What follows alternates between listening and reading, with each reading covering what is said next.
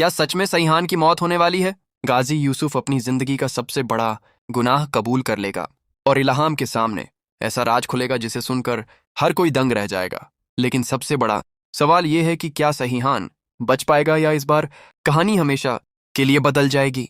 आइए जानते हैं आने वाली एपिसोड में क्या होने वाला है। सिकंदर भागता हुआ लाला के पास पहुंचता है और उसे एक ऐसा खौफनाक सच बताता है जो सुनते ही लाला का गुस्सा 7वें आसमान पर पहुंच जाता है। वह कहता है, वालिद खान की जान सईहान ने ली है। ये देखिए सीसीटीवी की तस्वीर, इसमें साफ दिखाई दे रहा है कि सईहान वहां से भाग रहा था। ये सबूत देखते ही लाला आग बबूला हो जाता है और उसी वक्त सईहान को जान से मारने का फैसला कर लेता है। दूसरी तरफ सईहान एलिफ की बर्थडे सेलिब्रेट करने के लिए इल्हाम को रेस्टोरेंट बुलाता है। इल्हाम बिल्कुल एलिफ की तरह तैयार होकर वहां पहुंचती है। उसे उसी रूप में देखकर सईहान हैरान रह जाता है। दोनों खुशी खुशी एलिफ का बर्थडे मनाते हैं। इल्हाम को घर छोड़ने के बाद सईहान को अचानक एहसास होता है कि उन्होंने सिर्फ एलिफ का बर्थडे मनाया, लेकिन इल्हाम का नहीं। वह तुरंत दोबारा इल्हाम के घर जाता है और कहता है, आज रात तैयार रहना, इस बार हम तुम्हारा बर्थडे सेलिब्रेट करेंगे। उधर जिक्रिया को यह खबर मिल जाती है कि लाला के बेटे की जान सईहान ने ली है।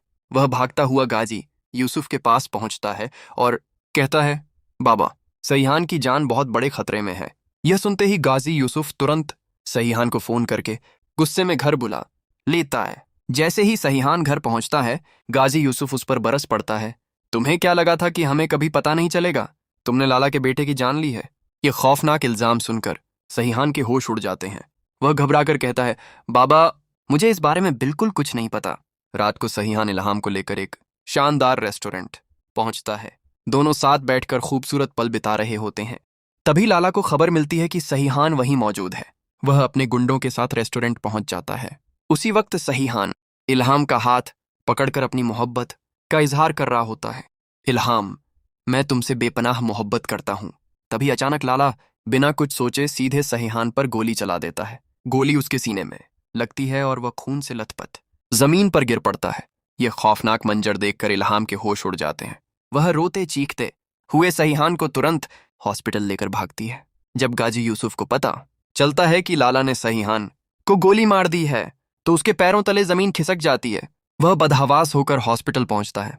कुछ देर बाद डॉक्टर बाहर आकर बताते हैं कि इनकी हालत अभी बेहद नाजुक है। यह सुनकर गाजी यूसुफ अंदर से पूरी तरह टूट जाता है। उसे अपनी सारी गलतियों का एहसास होने लगता है। आखिरकार वह रोते हुए इल्हाम के सामने हाथ जोड़कर अपनी जिंदगी का सबसे बड़ा गुनाह कबूल कर लेता है। बेटा, मुझे माफ कर दो। एलिफ की जान मैंने ही ली थी। तुम मुझे जो भी सजा दोगी मुझे मंजूर है। अब देखना बेहद दिलचस्प होगा कि क्या इल्हाम गाजी यूसुफ को पुलिस के हवाले करेगी या उन्हें माफ कर देगी।